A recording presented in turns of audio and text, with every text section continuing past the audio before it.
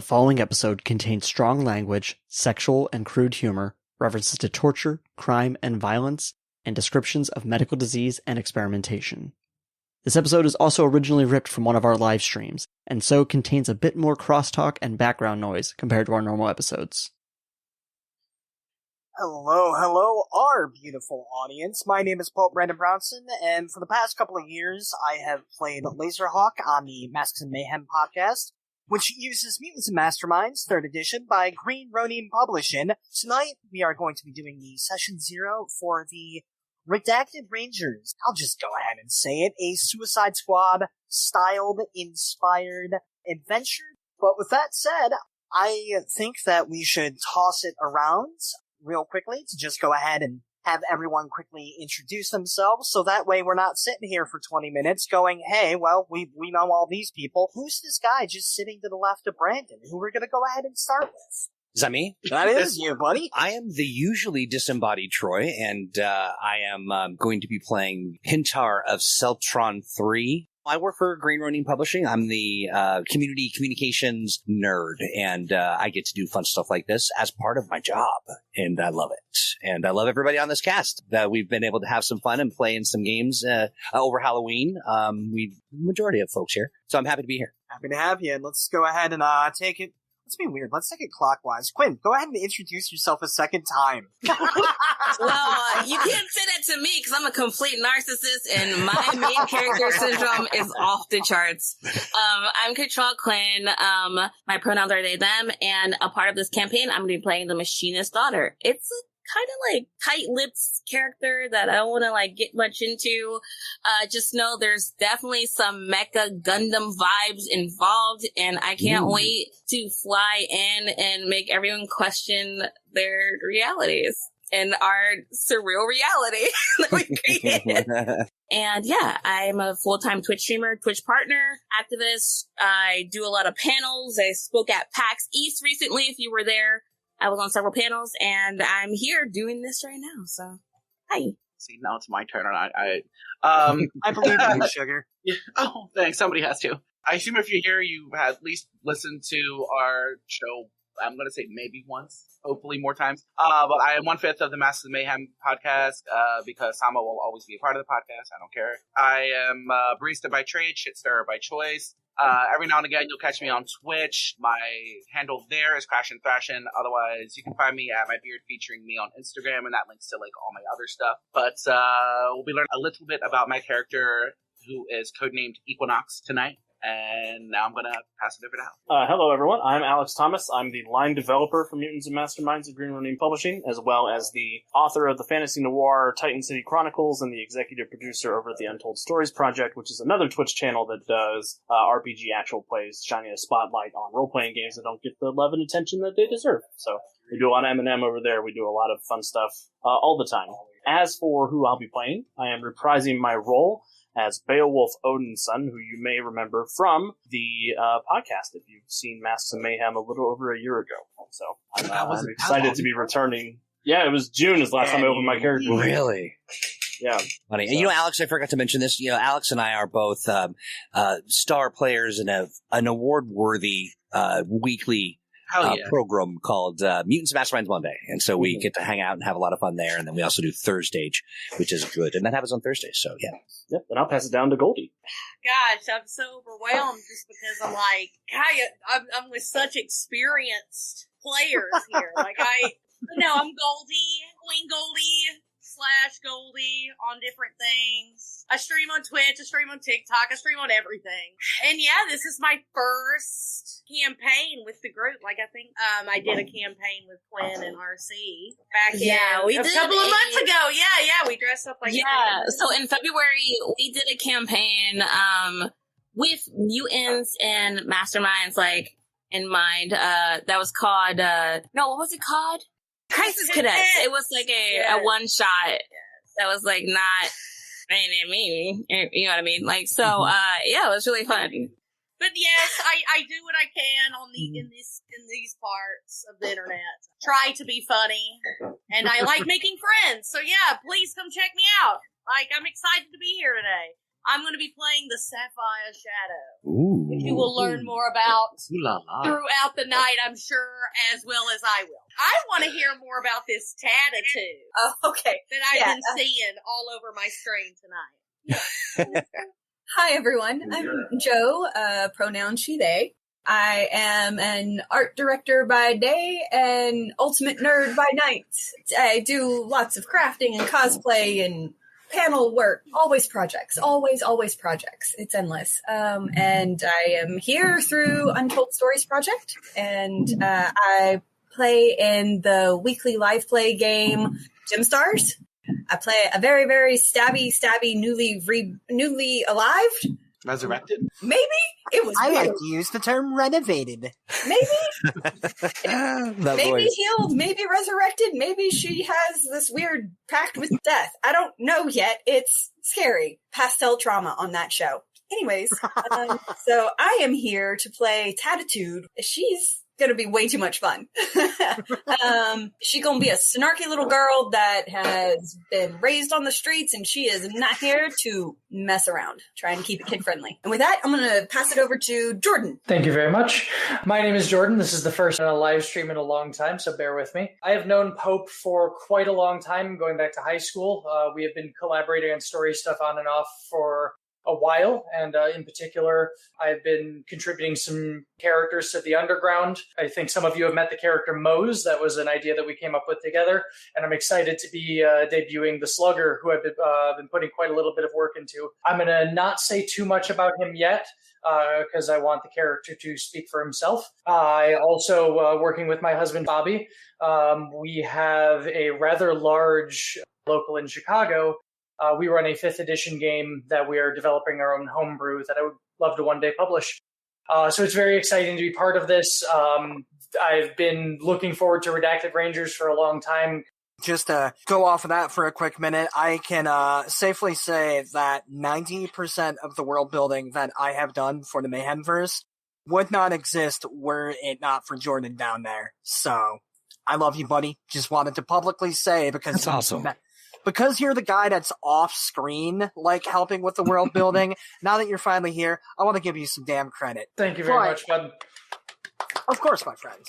So from there to briefly go into some of the set dressing, I guess would be appropriate thing of saying it.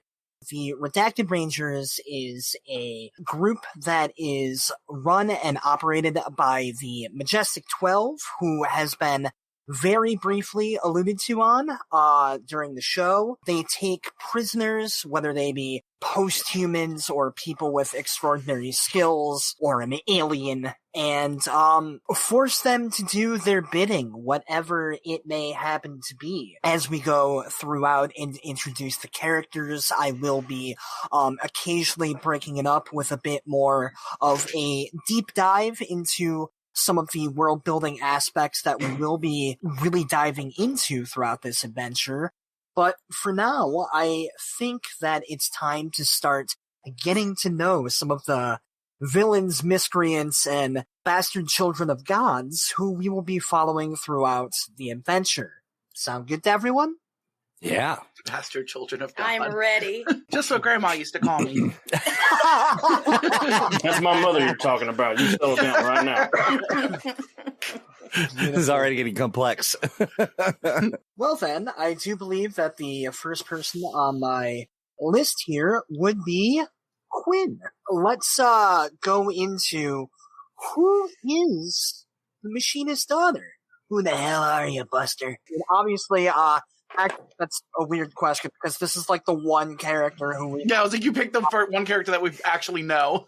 I think that's why we decided to lead with this one because I can kind of Oh, yeah, true. provide a bit. That makes sense. The Machinist daughter, as has been mentioned, is a character who has appeared on the show as a villainous entity who locked up and beat the crap out of one Brock Balea. Appreciate that. You had mentioned that you were going to go into it. So what can the Machinist daughter do? What's your whole deal? Intrinsically, or like just, I don't know where to start here. Well, I suppose the obvious place to start would be that you are, in fact, a machinist. Yeah, I am. You know, that's my family business. That's what my dad did, and I have daddy issues in a lot of different ways. So I'm just going to keep going with that sort of like line. But as far as like who I am and how I look and what I'm trying to like bring to the table to this, can I say that I'm a villain? I feel like it's safe to say that you're a villain. You know, you started off trying to murder my character in specific. I feel like I, in particular, am going to call you a villain. But does that make me a villain, though? I mean, if you want me to be your villain, I can do that. But if we're going to, like, unpack a moral code about if consequences and actions... hey, if you want this to be a villain, then by God, we can have this be a villain. Really, I guess all you've done is, so far... is try to murder Brock, and you know, I'm a little biased. I mean, here. all I'm gonna say is when I was born, I didn't want to be evil. I didn't want to be a villain. You know what I mean? Like, I didn't wake up and say, I'm gonna do the bad thing. No. I was just gonna say, I thought you were just gonna leave that at, when I was born, I didn't want to be. So did I. I was just like, I mean, that's your, like evil, like starting point. The genesis of all evil. I'm just very passionate, you know what I mean? So there's a lot going on, like, that I'm wrestling with in my heart and in my chest, and I'm just trying to, like, make my way through this world, but also bring justice for what happened to my father, who I greatly believe in their mission and what they were trying to do. As far as aesthetics, I'm as beautiful. Like, look at the red hair. I got robo arms, but y'all can't tell because I got money too. I got the BBL robo arms. BBL robo arms.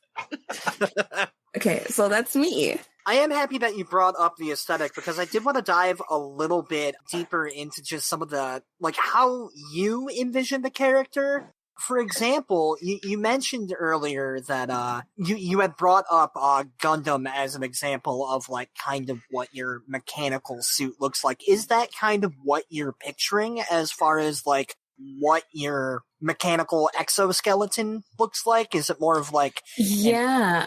Well, I, for one, when I, like, think about me and my character, it's like, I have, like, these very soft, passive, like, mech things on my arms or, like, you know what I mean? But when I need to, it's like, it reverses and becomes, like, a full thing that's, like, way bigger than I am because that's what my journey is. You know what I mean? So I'm, like, I'm just suddenly, like, like a Gundam, like, destroying everything, but it's just, like, being fueled by, like, my own hatred and vitriol for everything.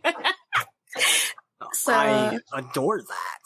So you're picturing that, like, the mech suit is something that sprawls out from, like, your mechanical arms? Yeah, and, That's so damn cool. That's rad. That's very cool. Thank you. I'm furious I'm not the one who thought of that.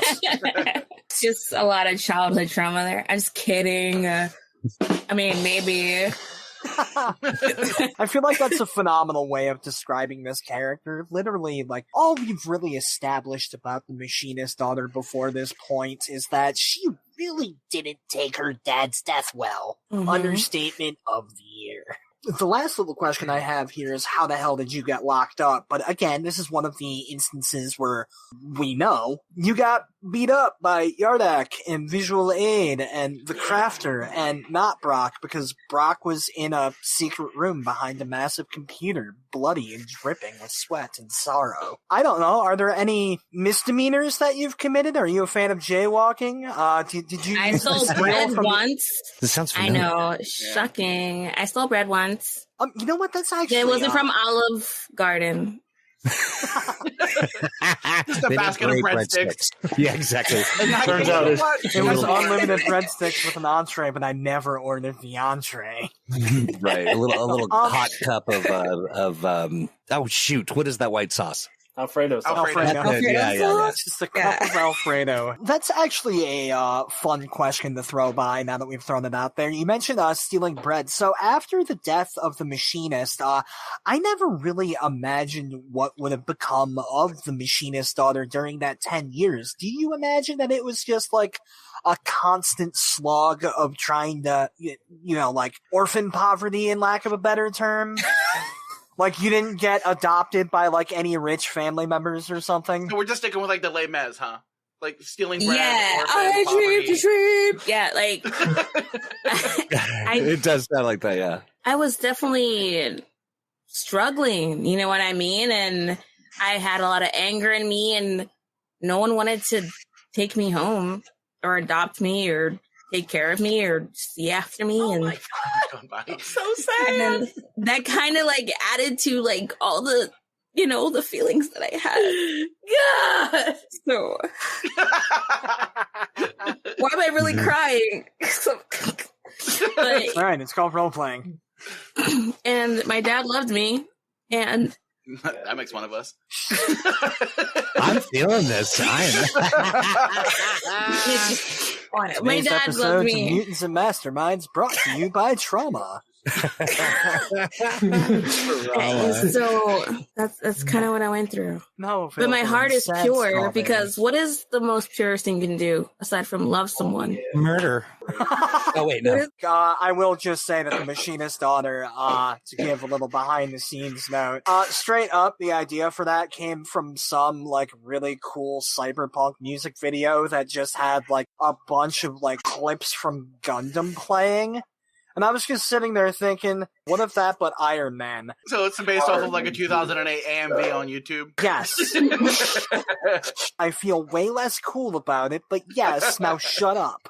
I say don't knock it. I had a character who was inspired exclusively by a 12-year-old at this point video of, I think it's the Lord of the Rings footage set to Nightwish. Set to Nightwish. All right. I love that for And like OG Nightwish with the original singer and not Floor Jansen, who admittedly I think is the better singer. But oh, big words. Coming in with hot sorry. takes. I suppose it would help if I asked one very last question about the Machinist daughter, and that is, what is your legal name, partner? Like my government name?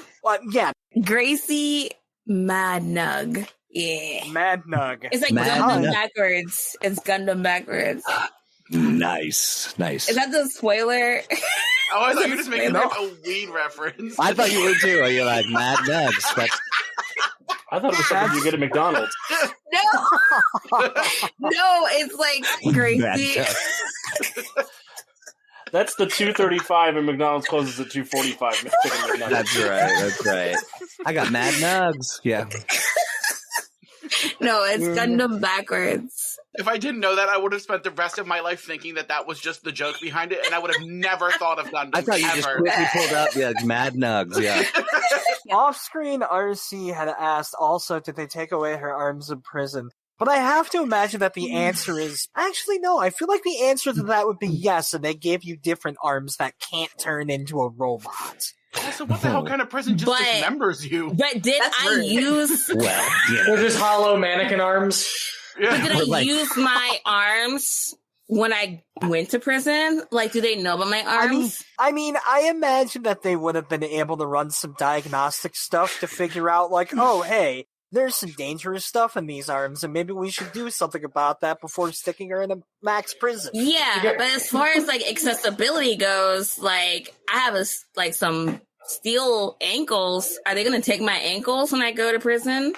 I'm not gonna bust them on my What an meat. incredible question out of Walking around like context. pegs. Like, no, they're not gonna take my ankles. So I feel like unless I use my arms to get me locked up, I feel like I should be able to keep my arms. And that's fair. But I don't write the rules. With the utopian world that Robert has created in the Mayhem verse, I'm willing to say that in this world they did not take away your arms when you went to jail. That feels cruel and unusual even in our much less idyllic They universe. took your arms when you lost that game of poker. To move on, Dan, who the hell you playing? I am my codename Equinox, actual name Trevor Bennet. I come from a family steeped in the occult. My parents are Lucinda and Theodore Bennett, but Lucy and Teddy. I think it's cute. Our sect broke away from the Alaward Society, which has been mentioned here and there, I think, on a couple of the intel drops. We've talked about the Alaward Society. My parents died protecting me with a spell when someone was trying to kill me on my 21st birthday. And my sole mission in life is to find whoever is responsible for the loss of my parents. and my character's powers from the love and power my parents put into the spell to protect me that ended up killing them, I kind of took some of the aspects of their powers. Thereby, I have some powers from my father that I have power over the shadows. So my character has a bow that I can shoot arrows of condensed shadow, and I can kind of meld into the shadows around me for some stealth situations. And then conversely, not shadow, my mom, I also have the power of light around me. So I can use basically the power of my mother's love as a blanket of light that protects me from damage. And if I need to get, up close and personal and stabby, I have blades of condensed light. It's a little cloak and daggery. I have been thinking about this character for quite some time, and I love him so much, and I have been wanting to play him for quite some time. And I got myself into prison because, I'm a good guy, but I'm going to solve the murder of my parents no matter what. So if I have to do some shit, I'm going to do it. And whether that's if it's against the law, sometimes rules are meant to be broken. I have somehow gotten my way into prison, and the why has yet to be decided upon. But nonetheless, I am there. And now here we are. I decided on the why. No, we've discussed some of the stuff I've done, but I don't. It was at a party. There were some rich people involved, but I don't think we talked about the actual thing I did. I mean, I was under the impression that you had, as you mentioned, broken into a party and tried to hold down some rich people for information, essentially causing a hostage crisis. I thought that's... Yeah, it was something like that. So it was a hostage situation. Okay. Yeah, and essentially escalated to that point. Until, did we still want to work it where this happened in the Highwind? Yes. Yeah. Okay, Which is that? Would that be saying too much if I talk about? No, you can absolutely. Okay, for sure. Because I didn't because I thought it would be too much. No. The way I am very intrinsically connected to the Mayhem burst is that Brock was actually the cop who arrested me in Highwind City. Because don't forget, Brock Balea is a bastard. First and foremost. I mean, you've covered all three of the major bulletin points that I was going to bring up in order, so phenomenal. Would you like to go a little bit more in detail about your weaponry, Dan? And your whole loadout? And so it's basically Dark Pit's bow and the shadow arrows. Are we gonna open up the floor to ask? Oh Dan? yeah, of course. Yeah, of course. Oh yeah. So how was prison? What was your favorite? It's a 5-star spot. Let me tell you, I get my nails done on the daily. I love that for you. I love the seaweed wrap. It's great. D block. Wait, you know it.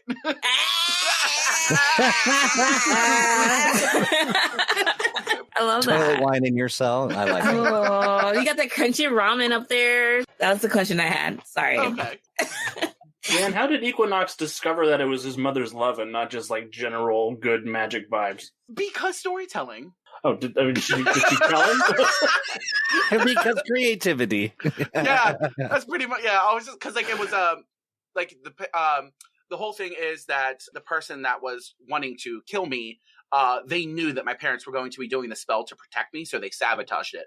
So basically, technically it was my parents' love of trying to protect me, which is why they were doing the spell in the first place. And then how they disrupted the spell is yet to be discovered, but which is kind of my entire existence. Yeah, so it was their protection of me is what gave me the powers. Not they chose to give me the powers, but it happened nonetheless. And then there will be some more general magic-y, witchery type things happening, just because my family is in a what's the name of it? It was the Azure Coven, which was broken off from the Aluard Society due to their failure to stop Mira the Mystic's ascent to power. Damn, that sounds fancy. I know. Yeah. Kind of a Larry Potter, if you will. Larry Potter. And Larry Potter and the Madnugs. All we do is play Eagles covers. I'm thinking about the prison situation. We all kind of come with latent or, mechanically supported powers and stuff. Because, if you still have your arms, they have to do some kind of dampening thing, right? Or some kind of technology that keeps us from Escaping. utilizing. Yeah, I mean, how are they keeping? Yeah, you but from what if I losing want to your be focus there? back? Yeah, I mean, like that's just interesting. It's very Rorschach. I'm not locked in here with you. You're locked in You're here locked with in me. there with me. Maybe the Machinist daughter's Yeah. just there for therapy. Like, it's rehab. Yeah. They're trying to be rehabilitated. If I'm all about like revenge and doing as whatever I can do to like avenge my father, why wouldn't I want to be trapped in a space with criminals? That's brilliant. Like a training ground, right? Like it's sort of, Yeah. you're mastering the cunning. I'm not I like giving that. away my storyline, but I'm just saying, like, that'd be a good place for me. Yeah, it's like a work Like- conference. So can someone answer a question for me?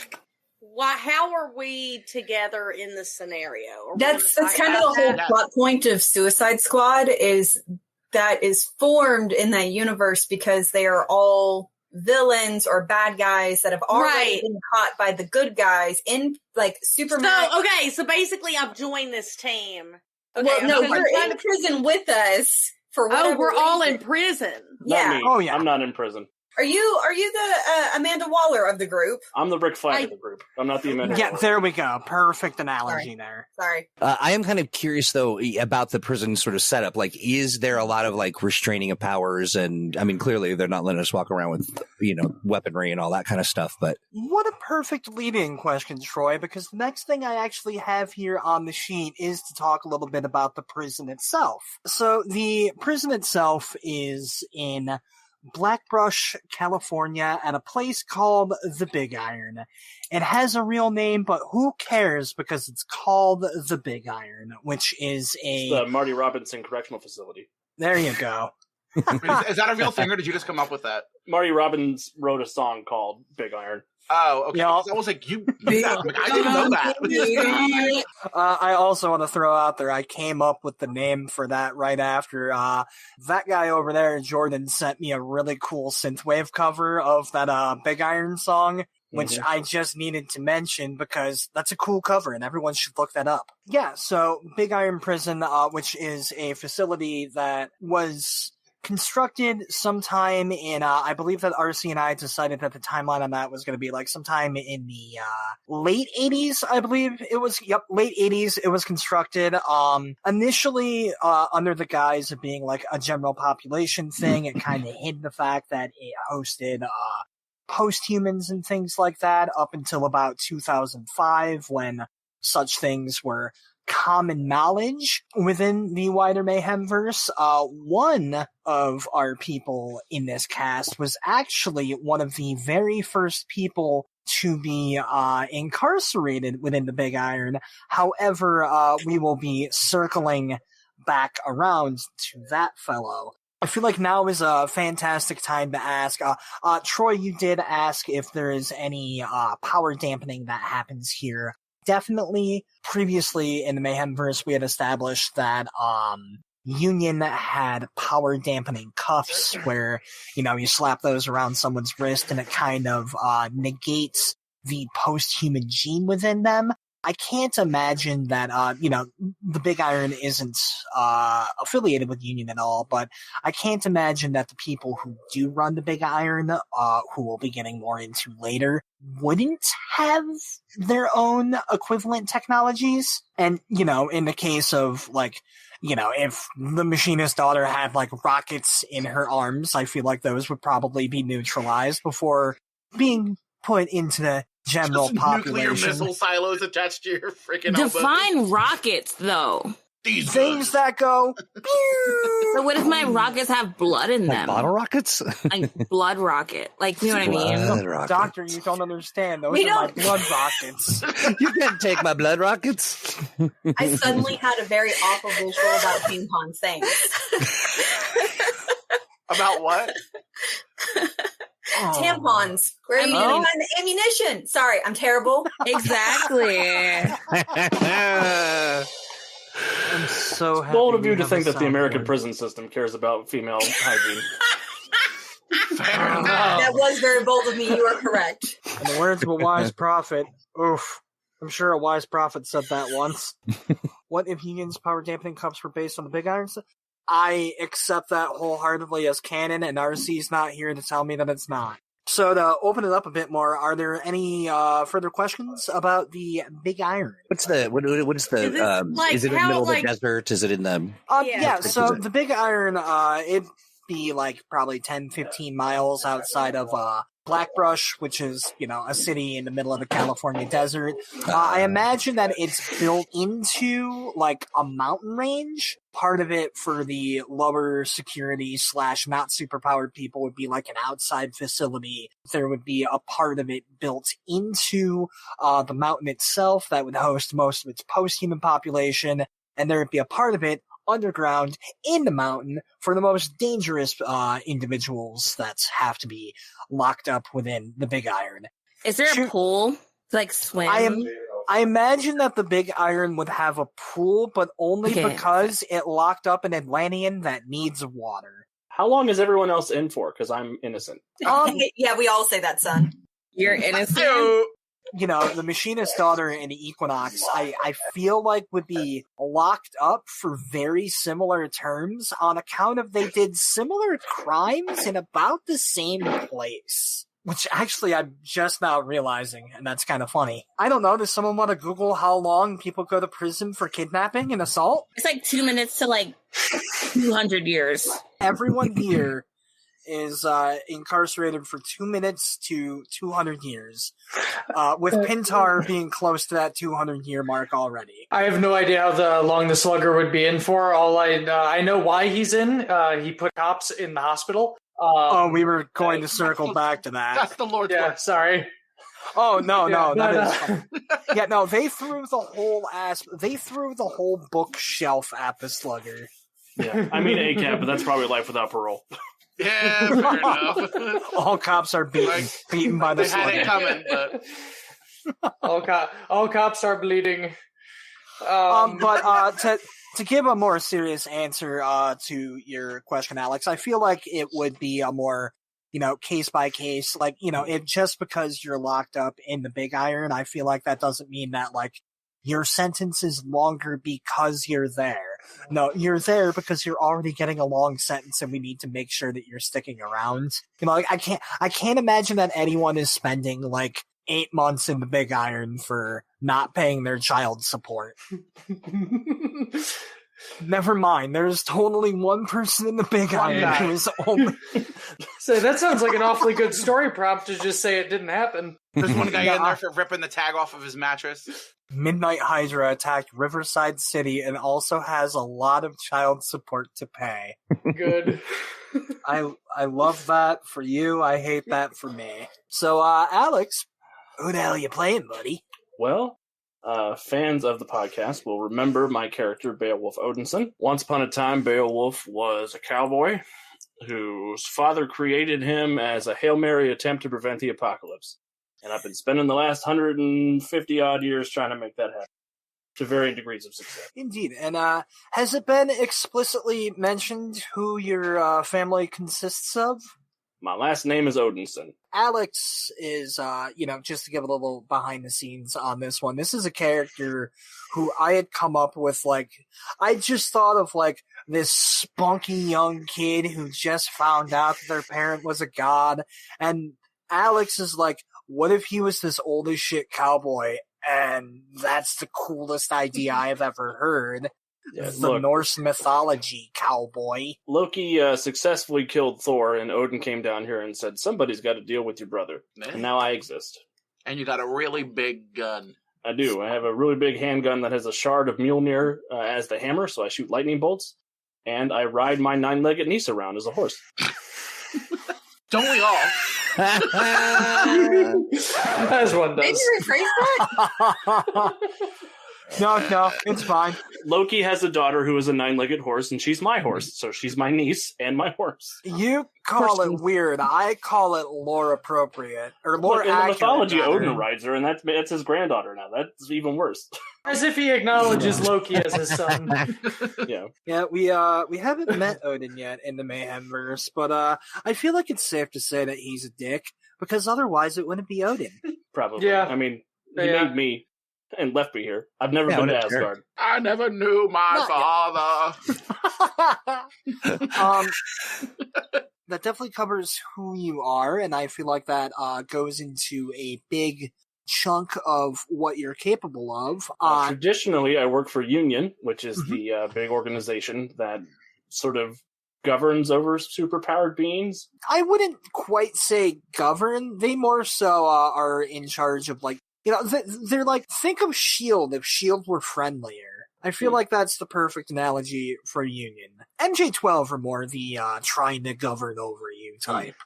On account of literally being a branch of the United States military. Jerks. Right? Apologies. Sleipnir is an 8-legged horse, not a 9-legged horse. So it's I'm sorry, the horses, like the many-legged horse is named Sleipnir? Sleipnir, yep. It's like slept or slut? Slep. S-L-E-P. Sleipnir. God, I'd rather just be called a slur. Right? It's pronounced like the Yiddish schlep. You know, it's a little strange that we have all these criminals and this one Union agent here. So how did you come to get roped into this? Well, Majestic 12 says they have information about where my brother Loki is, and they won't give it to me unless I do what they say. No matter how much I say, you have to tell me where he is or there's going to be an apocalypse. I do like that. I did wanted to pitch one additional thing in regards to that. Because the last time that we had seen Beowulf, he was actually in a bit of hot water with Union in regards to a operation that had gone wrong. I thought that it might be fun if, they kind of dangled this carrot of Loki over your head, but also thought it might be fun if there was also a little bit of blackmail that went into that in regards to this mission gone wrong with Union. You know, perhaps that, it caused a significant amount of property damage and, you are legally liable for this, but we can make it all go away if you do this. The annoying thing about a license to kill is the insurance assessor doesn't give a shit. That's the best line I've heard all day. Thank you very much. You're welcome. Is it safe to say that you'd be okay with running with that? Yeah, definitely. Cool. I feel like I have everything that I need from Beowulf here. It definitely helps that you are someone who's been on the show and ran an adventure with us. But to open it up to everyone else, does anyone have any questions for the Son of Odin? I got the vibe, for sure. So what's your favorite kind of, like, fish stick? Yardak. Yeah. You would have hooked up with Yardak. He'd be down for that. What's your favorite kind of fish stick? Gets under your gills. I just Moby Dick's fish sticks, actually. They're homemade. Oh, I love that. Cool. All right. Oh, nice synergy there. No Moby further Dick's questions. Perfect answer. I don't Nice. think I could give hero points in this session 0, but if I could, you'd have just earned one. Wait, Monster. you make the rules? It's true. You know- It does make the rules. Yeah. I don't know what you can exchange it for, but F it. Take a hero point. Yay! I almost said the big swing. Where are my there. points? Or can I, like, get them in person? You won't be getting those in person. I tried to send a in cashier's check, but person. unfortunately that got mailed back. So hopefully I'll be able to get those to you in 3 to 5 business weeks. To dive into another quick sidebar before we go into our final few characters here. Final few. I say with half of the people left to talk. Yeah. Over half. I'm good at percentages. To quickly touch on the Majestic 12, because this has been brought up several times, as I've mentioned before, this is a branch of the United States military, which would have came about roughly after the Roswell incident or the Mayhem versus version of it, which I'm sure we'll dive into one day, but today is not that day. We'll just say it's Reagan's fault. Everything's Reagan's fault if you boil it down far enough. Ronald? Yeah, yes. unfortunately that one. The very same. The Majestic 12.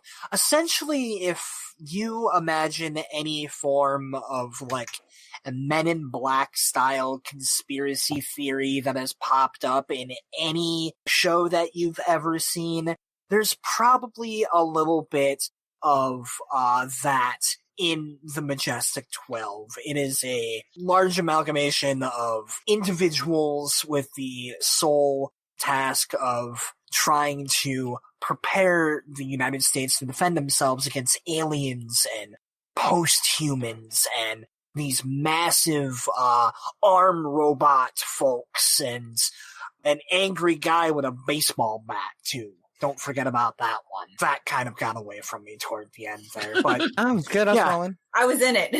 Majestic 12, real pricks, moral of the story. The kind of people to take a bunch of prisoners against their will and force them to go on missions. Real bastards. Any questions about them? Have any of us been caught by them before now? I feel like it is very possible that a number of you were captured by Majestic 12s. I feel like that would kind of depend more on like an individual basis. Like we know that Quin, for example, was not. The Machinist daughter was captured by folks on the show. Dan is another character where it's been established that that's not the case, but if... Unless Brock is a part of the Majestic 12. Okay, not in like 2 decades, but I digress. We can't get into Brock's tragic backstory, otherwise he's not going to have anything to do in Season 3. But yeah, I would say that at the very least, you are all quite familiar with the Majestic 12 at this point, because they are the ones who operate the Big Iron. They're like your security guards, the cafeteria, the warden, all Majestic 12 employees. Where'd they take my stuff? Stuff room. You'll get it back later. Stuff room. I can imagine that there is just like a massive warehouse-sized storage area where somewhere in there is just like a black trash bag with your stuff in it, and they're not the ones who threw it in the trash bag. That was I have a question. Shoot. How long have I been in jail? RC, thankfully, literally just posted here what everyone's year of arrest would be. So in your case, we even have a month for you. July of 2021 is when you would have been locked up, Machinist daughter. Oh. Am I still cute? Well, I know I'm cute. Never mind. So cute. Sorry. You've only been in there for no like... further questions. Oh, you've been in there for like 18 months tops. You are cute as a button. Prison hasn't been able to wear you out. And then just to also touch on Dan, the Equinox would have been locked up since mid-2018. I think we said 7 years, right? No, 6 years. Yeah, 6 years, because you would have been one of the final people who Brock would have arrested before his fiance was murdered and he went on a murder hobo tour. And then, Alex not been arrested. Actually, under 5 years. Okay, thank you, RC. This is why we keep him, even if he's not physically here, we still force him to show up to do math for us. Yeah. Now, I guess real quickly we can just go ahead, go over when everyone else has been arrested, just because I know for a fact I'm going to forget to touch on that later because I know who I am as a person. We've also got the Slugger here, who has been locked up since about December 2020. Does that sound about right, bud? Yeah. Is the current date in game congruent with current date now? A little earlier than, like, Episode 1. Oh my goodness, I didn't even talk about how we were splitting that up. We'll cover that at the very end. But you being part of Group 2, I believe that the date for you would be roughly Mardi Gras when things start taking place. May 2023, yeah. Okay, so the Slugger's been in Big Iron for a few years then. Yeah, you've been there for a hot minute. Damn, you really did a crime. Yeah, well, beat the crap out of the entire police station with a baseball bat. I feel you might get locked up for a little bit. What's this smidge? Both Tatitude and Star Sapphire, who we have listed as late 2022. We can figure out exactly when in just a moment. And then Pintar, who's been around since 1987, which I am excited. Not Star Sapphire. Sapphire's Shadow. I speak the good words. Let's go into Sapphire's Shadow for that matter before I am given any more time to trip over my words. So, who is Sapphire Shadow, Goldi? So I have imagined, I wrote down keywords, okay? Okay. Sassy, self-important, good-hearted, but self-serving, and wildly independent. She doesn't care about anybody else. She just cares about getting out. She's not looking to make bonds. She's looking to make bond, if you know what I mean. I am a widower. That is not the reason why I'm in prison. The circumstances are very mysterious, and I'd just rather not talk about it at this time. But I tragically managed to fall down the stairs that many times. we watched this documentary called The Staircase. And, I was just about to reference the and afterward, he mysteriously just fell down the stairs. Sapphire Shadow was the owl. Yeah. Like, it was God, poor Jean. But either way, I fled to New York. I am a thief. I'm a world-class thief.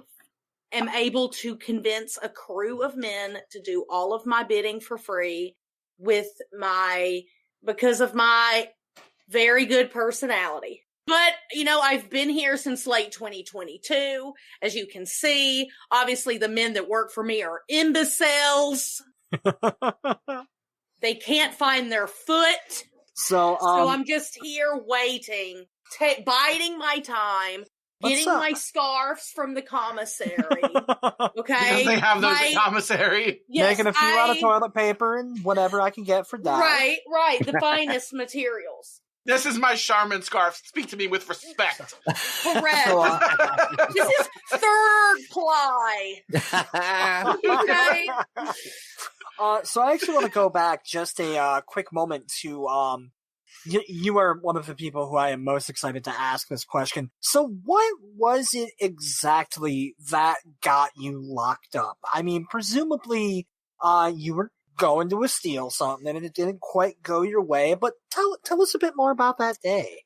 Honey, I wouldn't get put in here with my thieving skills. My skills for thievery are unmatched. I'm in here because I make a lot of enemies, and that's all you need to know. Oh, nice. That's some snacks. Get them snaps. Yeah. Snaps. The long caliente, as they say. I do like that. That gives us a bit more to gnaw on, but I suppose a better question would be what crime did they charge you with specifically? Like, was it stealing the Declaration of Independence? Was it, I don't know, shoplifting? Being a boss-ass bitch. On speaking on the real is something that I'll figure out. I haven't really dove into that yet. Okay, because something I thought would be really fun is if you were, if nothing else, accused of stealing something like valuable, like the Eiffel Tower. The whole ass Eiffel Tower. The whole ass statue. I mean, I did that once, I just stuck it in my bag, just walked away. They credited it to that some woman named Carmen Sandiego. No, that was me. Some woman named Carmen Sandiego. The Cayman Islands. Just steal the Cayman Islands. Will you visit the Caymans with me, Machinist daughter? Absolutely. I was going to pitch the idea of art thievery or maybe stealing the Mona Lisa, but I love the idea that you got sent to prison for trying to steal the Eiffel Tower. It's giving Phineas and Ferb. Okay. That is my favorite crime I have ever heard of, and I'm so happy RC's not here to tell me that I'm not allowed to do it. All right, well, then it's set in stone. That's why I'm Phineas here. and Ferb. Yeah. Phineas and Ferb. What is that? Chaos. Yeah, the Carmen Sandiego thing makes me think of I just wanted to say, hit it, Rockapella. So you just have this bunch of minions doo-wopping around you all at all times. So aesthetically, because I think this is important to my character, first of all, I want to be known, I am snatched. Okay? I'm talking Miss Incredible. All right? Yes, ma'am, you are. Okay? Got that Pixar mom ass. Yeah, I got that Pixar mom. Let's go. I think it's brave that someone finally came onto our show and made their character canonically thick. Yeah.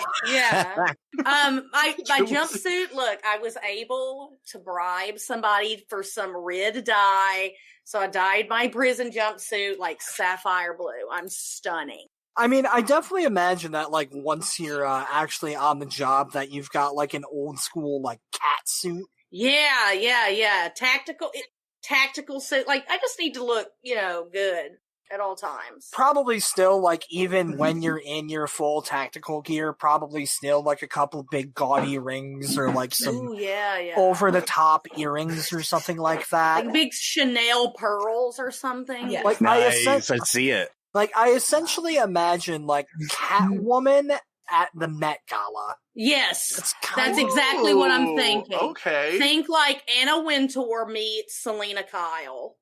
And if you merge them together as a person, that's who I am! Yes. Annika Petrov-Dupree. You merge them, put them in jail where they probably should be anyways. Right. I feel like Like, Anna those Wintour has people. killed more people than Catwoman. So, And I just try to remain shrouded at all times in prison because I don't want the paparazzi to come take pictures of me. They say that they're not out there, but I know they are. And they're just looking for any moment. Yeah. So, I mean, I think it's very safe to assume that, like, outside of the criminal life of this character is very much a socialite, yes? Yeah, I could say that, So, yeah. you had mentioned that you were a widow. Are you someone who married into money? Or is this, like, did you come from a rich family? Yes. Yes. I married him, like, he met me, we were trying to get on 90 Day Fiancé. And I met him, John Dupree, but we didn't get cast on the show because of things in his past. And So I had to kill him. yes. So we got over here, things went sour, and yeah, he watched the staircase and fell down the stairs. The owl just swooped on it. I just I wish I would have never watched that documentary with him. Don't watch that show, anybody. No, don't do Oh. it. It's crazy. What Those happened stairs to hit him 25 times. Right? I know. Yeah. So to play with the idea a little bit further, because the answer to that was a yes, would it be fair to say that you were born rich but married richer? Yes, I didn't grow up poor. Okay. I wasn't a poor. Well, I believe that is most of what I would need. Is there to open up to everyone else? Any questions for Sapphire Shadow, not Star Sapphire? Are we roomies? Oh my God, can we be? Can we Please? be? You know what? I don't know if they're putting two people to a cell in the Big Iron, but you could definitely be like next door neighbor. I would definitely prefer a room to myself over anything else. Wow. Yeah, I could okay. definitely- I Never would mind. love Never to be mind. Never cellmates mind. with the machinist's daughter if I had to pick. Are we next door to each other? Absolutely. Yes, let's talk to each other. Okay, I like through the that. bar. I Send messages. How old do you imagine Sapphire Shadow to be? Like, is this a friendship between like two women of the same age? Is one of you like the older mentor? That's or, not a like, question you ask a woman like her. You're Could you right. just ask And that's how me you're going to my extend her prison age sentence. in I am- 2023, sir? I am only asking that because for today I'm gone. Okay. Don't ask me I'm my gonna say- age unless you show a bank account. Let's say mid-30s, early 40s. Not Okay. because that's my actual age or anything. Just because it's for the show. Follow-up question, has she ever had children? Absolutely not. So is that also her opinion about children? Absolutely Yeah, you not. know, I prefer cats. Do you like having children as friends? Sure. Yeah. But not like those kind of If they can Like- hold their liquor, sure.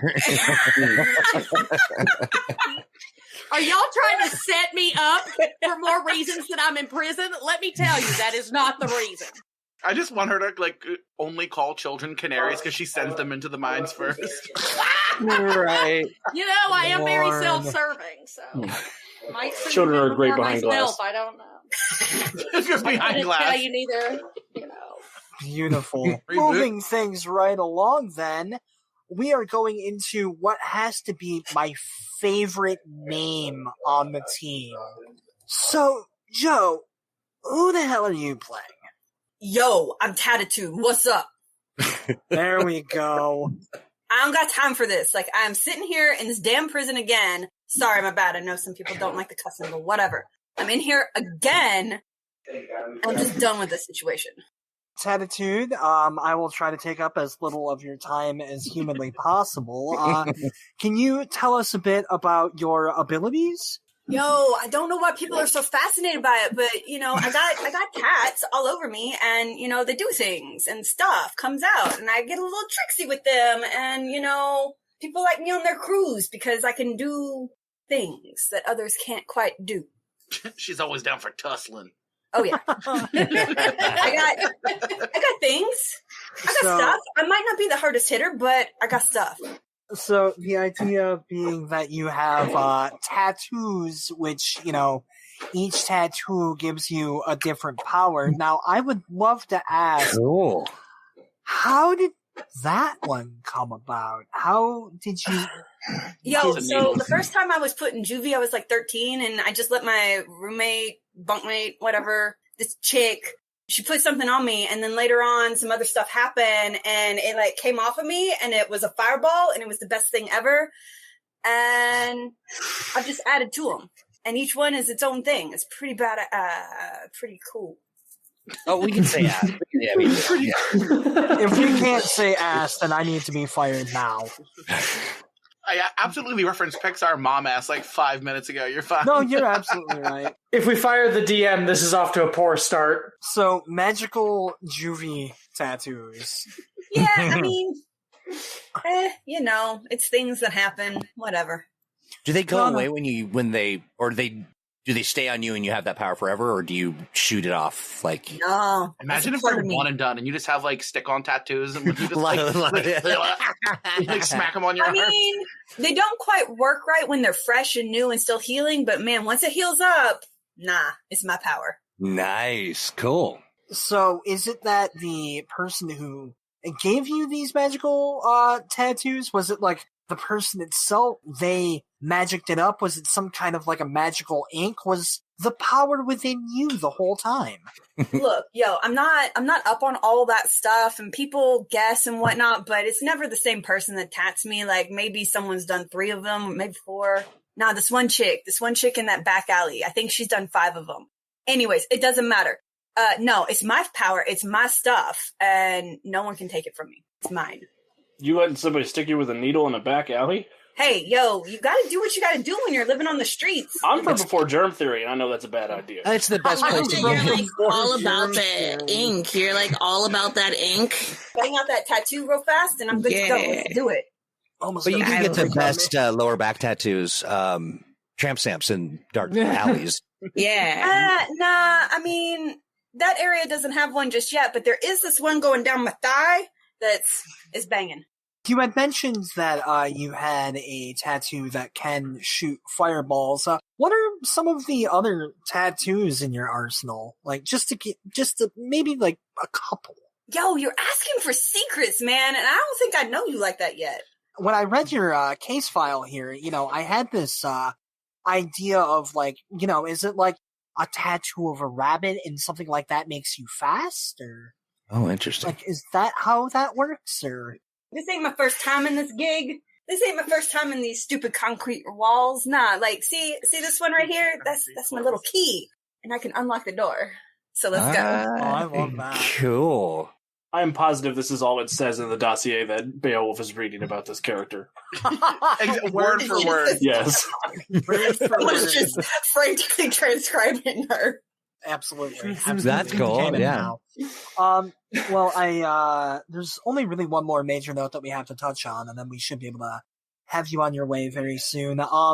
What was it exactly that you had done to have you end up in here? Now, obviously, it says in my file what it was, but I want to hear it, from you.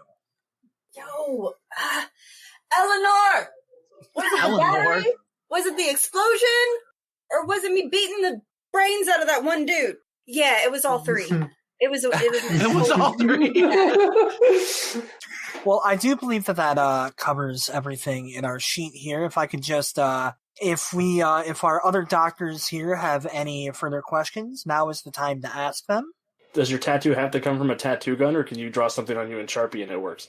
A needle must be involved. I mean, I've done some myself. It's just I'm not the most artistic person out there. It's kind of whatever. I never got a chance to draw, so I go to people that can draw well, and they look better and they work better. Wild. So are your tattoos just of sort of environmental sort of things, or you said you had a key, right? Yeah. So they're like functional and also but like I got these clouds going up like here, and they come what up are they? here. And I mean, Clouds, I believe. I thought you said clowns. I was like, this is going to suck. Yeah, exactly. Do you have any face tattoos? Yes. and I have some on my lips, and like. Oh yeah, so every time you get a new tattoo, you get a new power then, right? Yeah, it's just hard to come up with the funds, man. Do you do any cover-ups, and does that change the power? I haven't really done that yet. I made sure it all blends together, because it's always just one little thing at a time. I don't have sleeves or anything. I am not going to be sitting in one place long enough for some... for some dude to roll up and cause some drama. Nah, I'm gonna be in and out. She is gonna be so aggressive. Well then, thank you for your time, Tatitude. Feel free to go back to your 8x8 cell. Well then, moving right along, we are on to Jordan. So Jordan, who the hell are you? Well, I don't want to give away too much about the character, because like I said, I want the way he is played to speak for himself. But the Slugger has been in Big Iron for a few years, and as has been mentioned before, he had a run-in with the cops. More specifically, he had a run-over with the cops, because rather single-handedly, in fact, completely single-handedly, I should say, he took out an entire precinct that is notorious. It is known as the 4-7, and the 4-7 is the deepest underground. It is not officially in the underground proper, but it's down in the subway system.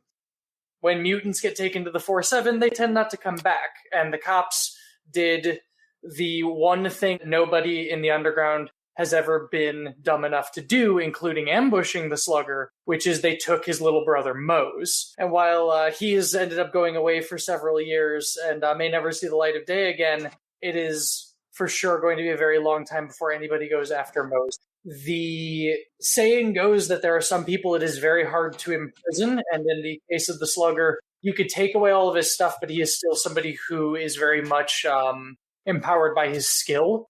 There's also the fact that he's got an implant that is forming part of his skull and holding his brains in, which has about 10,000 songs saved in it, so he can press a little button at any time if he likes, and other folks will be able to hear the music that's constantly going in his skull.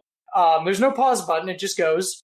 And currently drifting out from his cell, you would hear Roy Orbison's House Without Windows. I love that. Like I said, I don't want to give away too much about him, but you can expect a character who's very much influenced by both Casey Jones and Daredevil, as well as films like The Warriors and Fist of Fury. Nice. I do, in fact, like that. And just because... the Slugger is such an intrinsic part to a lot of the world building that I have done to kind of expound a little bit on the Slugger's role outside of that. Can you tell us a little bit about what the Slugger was up to before getting locked up? It wouldn't be accurate really to call him the town sheriff, but everybody in the underground knows him. It's more that he bullies the bullies, mugs the muggers, and breaks the leg breakers. He would be defined as a mutant, but it's not necessarily something given him spider powers or anything like that. Rather, he is a mutant because he is mutated. At least, as far as he is aware, 2 generations of his family have been born and died in the underground, and he's just the latest product of that. He is someone who his family slipped through the cracks generations ago, and he is the very angry result, and he is absolutely not standing for the environment that he was born into. And so he goes around not necessarily making the world around him a better place, but probably a safer one. To slightly modify a quote that you had used previously, you had said something along the lines of like, some post-humans get to fly. The rest of us are just ugly as shit. Yeah, the deal with mutants in the underground is it's not necessarily that you're going to become Nightcrawler and your sister's Jean Grey. It is more along the lines of, for instance, the Slugger's mother had regenerative abilities, but nothing ever grew back right, and it eventually gave her cancer. And so it's not exactly a winning deal. Touch on it because I shouldn't just assume that everyone knows what we're talking about in the when we say the underground.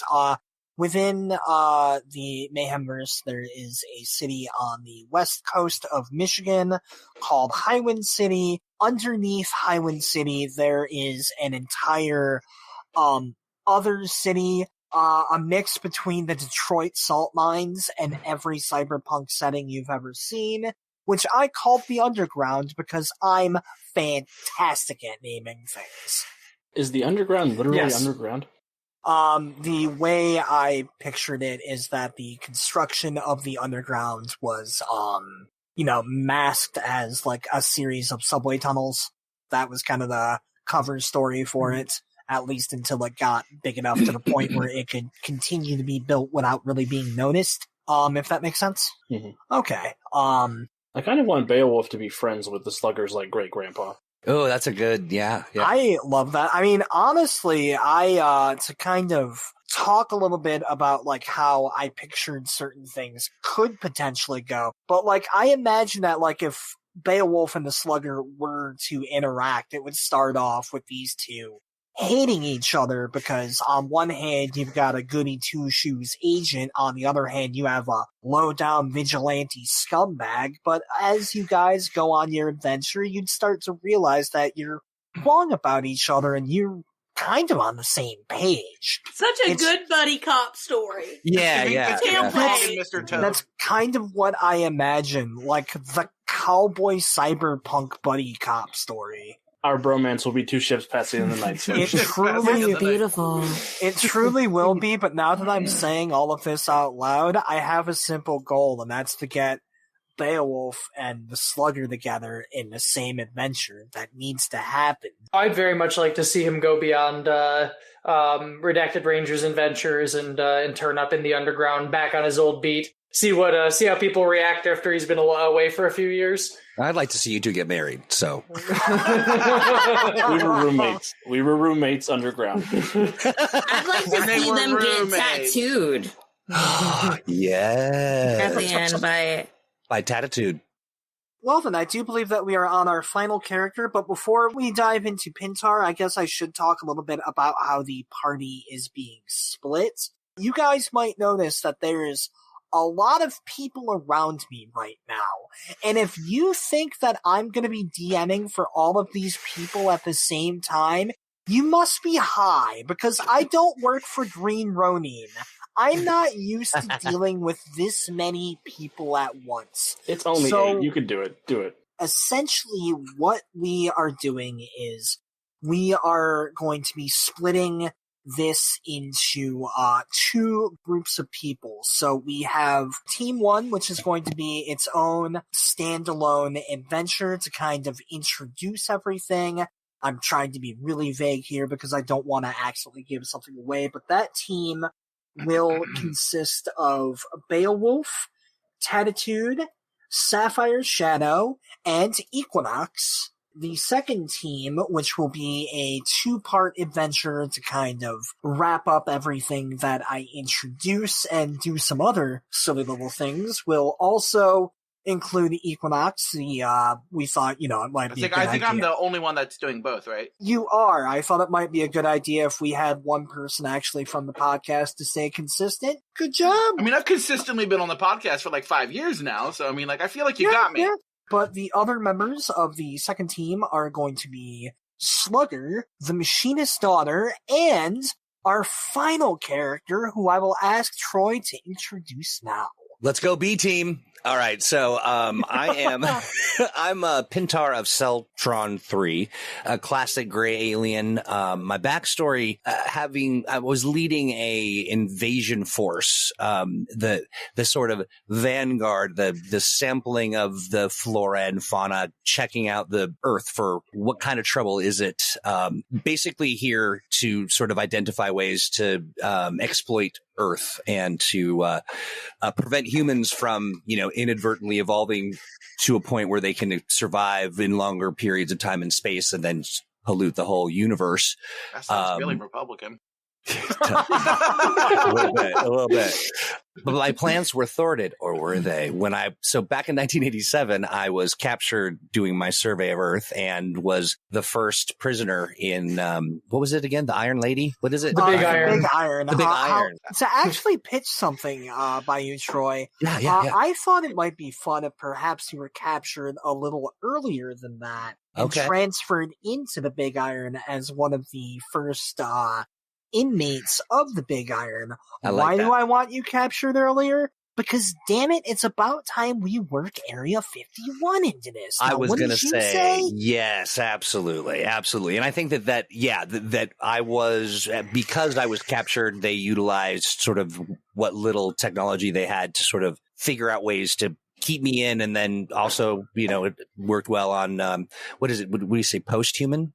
Yep, post-human. So that works out perfectly with my story. As a being, I have light telepathy, which lets me communicate and connect to a limited extent. But I also have weaponry that they, of course, took. And the weaponry is like stealth and imagine like rending and tearing implements. Nothing sort of big and clanky, but these are sort of needles and things that are so that I can survey and kind of get a sense of what these things are made of and what sort of elements they can be sort of boiled down to ultimately. But so as scientific instruments, they're also really good for weaponry. I'm a sly, kind of cunning, stealthy kind of character. I've developed even more of that persona being in prison. I'm imagining that we don't like go all hang out in the, out in the yard, right? I mean, are we like in solitary confinement? I would imagine I would be probably. Yeah, you'd probably be a fair bit more isolated than everyone else on account of alienish. We've established post-humans are a thing. We haven't quite gotten there with aliens yet. Well, that leads me to a question. So is it rumored? Do they hear that there's something weird in this area of the prison? Or just straight up know that I'm there and they can see me through the window? So there is a part of the prison, you've got the outer area, you've got the part built into the mountain, and there's the part underneath in the mountain. I feel like there is all sorts of crazy rumors of what happens to be in that super secret area. Yeah. So, there being rumors of a little gray alien, that I could definitely see. Yeah. There being, confirmed, how many people actually know for sure there's an alien.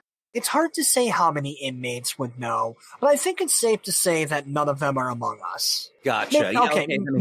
Maybe Beowulf would have gotten some kind of. I was going to say, given because you're not even in the same mission. Never mind. What that moment of reveal when maybe there are moments or they've heard rumors about sort of shrieking or torture or whatever as they were doing tests, and then they meet me and I'm a little gray alien. That's kind of funny.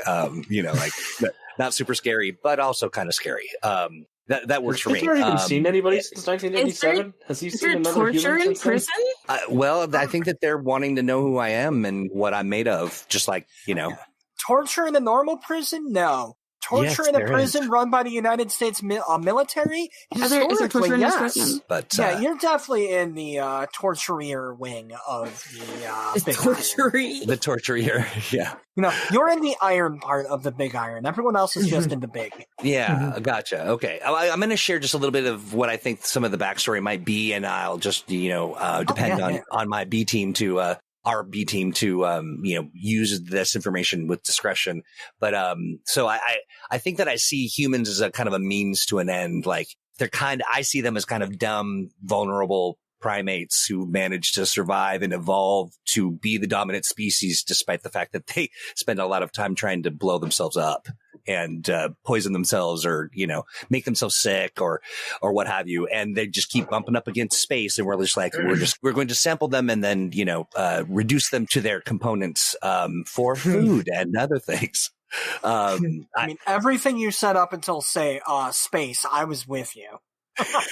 So my feeling like my relationships, given that they wouldn't necessarily have met me, I think that I'm manipulative and deceptive and will sort of play along. I'm pragmatic as well because I'm kind of on a mission. And I think what I would do is sort of utilize the no information as part of my, as a weapon kind of and play into whatever the vibe is.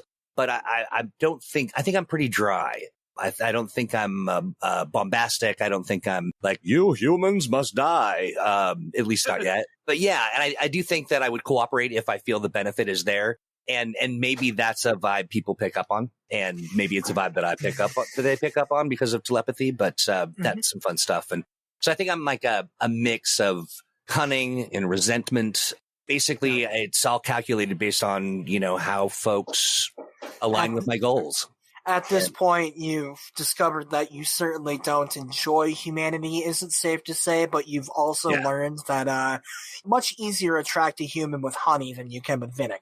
That's right, and I am made entirely of honey. I wish I'd have known that before we got the character art, then.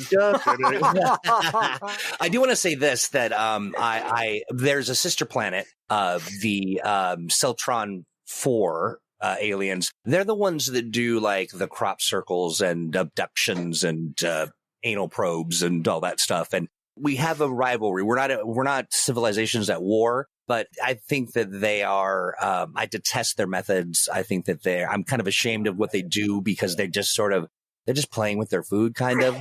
I'm clearly bothered that they're just kind of dicking around on Earth, dismembering cows and sticking things up people's butts. You know what? When you word it like that, I can understand why. Yeah. That covered a lot of what I needed. Does anyone else have any further questions for Pintar from Celtron 3? Very, very concerned about the nutrients that is the human bodies. Like, are you gonna randomly try to lick or chew on us? Like, do I need to do a stiff arm to the little gray man? I'm game for that.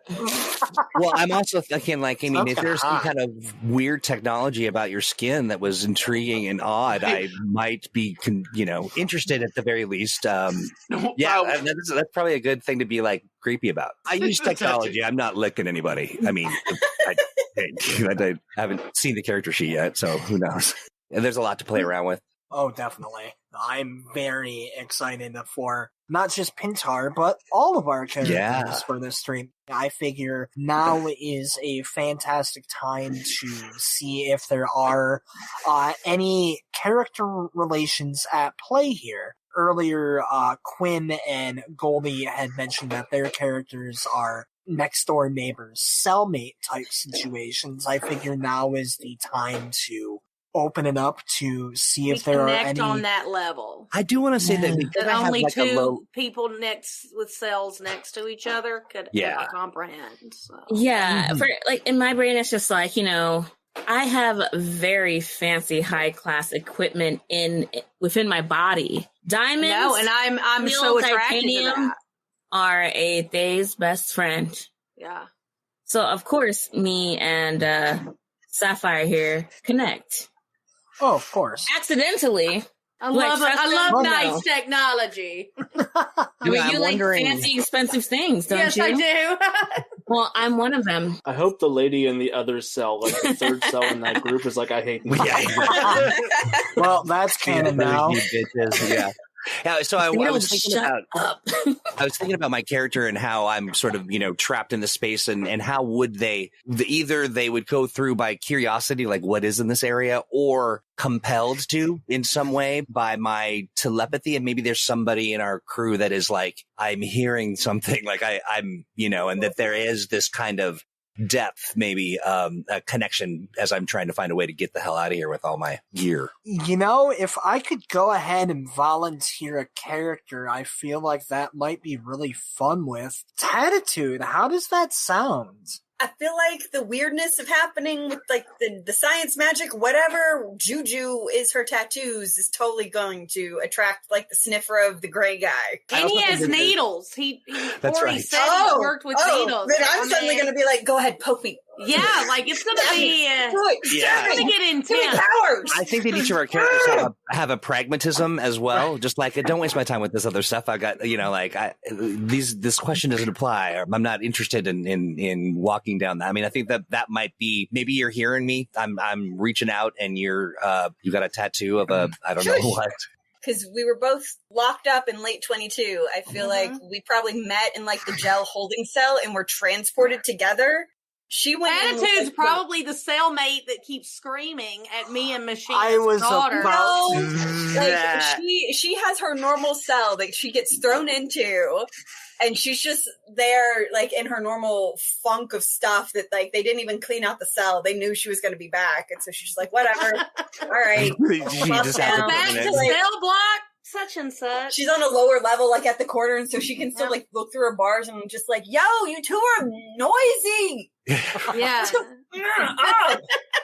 I'm trying to sleep. I only get a This few is my hours. cell, I okay? again. I live here. I live here. I've lived here for years. I have blood rockets in my arms. The blood rockets. fantastic. Antagonistic, but at a distance. Yeah. Can't be bothered, but bothered. Yeah. I do believe that covers everything on my little itinerary. Phenomenal group. This is just Good night. incredible. Yes. Fantastic. Well, Exciting. I did want to just go around real quickly and give everyone a chance to do any last minute plugs or promos. We'll go ahead and start on the bottom left because I genuinely don't know the answer to this one. Demos, do you have anything to promote? I run a little program called Pride Self Defense. Nice. Beyond that, I work on a lot of writing projects. I've got a new day job as of Monday, so Congratulations, by the way, if I haven't Thank said you. that already. You know what? We've been going clockwise this whole time. Let's switch it up for the very end here. Let's Reverse. go counterclockwise. So next up, Joe. Yay! That's me again. Last again. Yeah, so I'm from the Untold Stories project with Alex up there playing Odinson, Beowulf. Let's mix up mythology. Tuesday nights over on the USP channel, playing Sodalite of the Gemstars. Come gain some pastel trauma with the magical girls trying to save a crystalline world. Goldi! Save me! You tapped in. Let's go. Like I mentioned earlier, I stream on Twitch and TikTok and all the things. And I do a mix. I do a little gaming, but mostly the games I play are like weird games. Like weird free games from itch.io. Like they're Yes, preach! Nice. Sorry. Love it. Yes, they're the best. I love But I also do a lot of commentary stuff.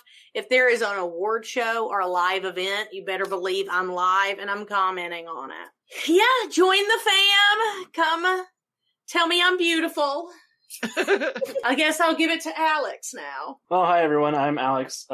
Like Joe said, you can find me over at the Untold Stories project, where I am the GM for our Freedom League Dark in the Multiverse of the Master Mage stream on Wednesday nights, as well as on our podcast, The Heroes of Tomorrow. I get to play a dissociative identity teddy bear who looks like this. He's so freaking cute! My god, that is so freaking cute. I have a Is he life-size cute? model of one of my characters. No, it's adorable except when he gets the cleaver out, or the... It's a machete, but it's fine. Yeah. Yeah, or you can check me out over at Green Ronin, where I am the line developer for Newton's Masterminds. I'm in charge of the game we're playing, so that's fun. Oh, small potatoes. Yeah, no stress on me or anything having to DM for the guy that makes the fucking game. And I'll pass it over to Dan. If anything, my names are different on everything. I'm not streamlined like Quin is. Quin has that mastered. So if anything, all of my links to all the social stuff is under my Instagram, which is my beard featuring me. I stream a good bit. I'm trying to get more into it. Currently I'm in the middle of a Far Cry 5 playthrough. And then I spice it up every now and again. I've been obviously playing Zelda, so I might start streaming that as well soon. Otherwise, you can catch me doing stuff with the podcast here. I pretty much think that's it. Cool. So, Quinn, your turn. Yeah, this is my first time ever on the internet. I have no idea what I'm doing. No, but seriously, my name is Control Quin. Control Alt Quin everywhere, literally everywhere. I'm a full-time Twitch partner, comedian, all these other things. Yeah, this is really fun. Thank you for inviting me to bring some chaos to your campaign. I can't wait. I'm Troy Hewitt. I work for Green Ronin Publishing, and I'm the guy that does outreach and engagement and connects with folks. I host Mutants and Masterminds Monday with Alex and Steve, and we talk about Mutants and Masterminds stuff. On Thursdays, it's Thursday Age, which is a show that's powered by the Adventure Game Engine, which is our proprietary engine for games like Dragon Age or Fantasy Age or Modern Age or Blue Rose or The Expanse, or I'm missing a couple. 5th season we announced. Cthulhu Awakens. With Cthulhu Awakens, thank you. We've been doing this for 23 years. Now, I haven't been here the whole entire time because I'm young. But my career has been working in video games, AAA, MMORPGs, and I made the switch over to working on tabletop for about 3 years ago. So I love it. It's a lot of fun. You can follow me on Twitter if you like. It's me, Troy. If you like progressive politics and activism, give me a follow. If you don't. But yeah, I'm super stoked. I'm just in love with every single person in the cast. This is just so much fun. I'm really looking forward to being a pain in everybody's ass. With the probe and without. Just don't lick me, you little green feller. Just stay over there. And to make one tiny little addendum, because I made it sound like we were going to be showing off all of the character art once we get it done on stream, that will not be happening, but where that will be happening is on our social media, which is at MayhemCast, pretty much everywhere, Facebook, Twitter, Instagram. I personally, I am at Brandon Brownson on Twitter, or if you want to check out my music, because I do at this point, all of the music on the podcast. Check me out on Spotify, Instagram, pretty much wherever. Pope Brandon Brownson. With all of that said, on behalf of all of us, again, I am Pope Brandon Brownson. Thank you so much, and keep an eye out for Redacted Rangers Session 1. Masks and Mayhem uses the game Mutants and Masterminds 3rd Edition by Green Ronin Publishing. We are not affiliated. The episode was written and produced by Brandon Brownson, with production assistance by myself, R.C. Byler. Be sure to check out our Ko-fi if you're interested in helping the show grow. That's ko-fi.com/mayhemcast. Every little bit helps. Our logo art is by Jenn Evans, and our font is by AJ Eisen. Our theme music is by Pope Brandon Brownson. Additional music credits, social media links, blog posts, and episodes can be found on our website at masksandmayhem.com.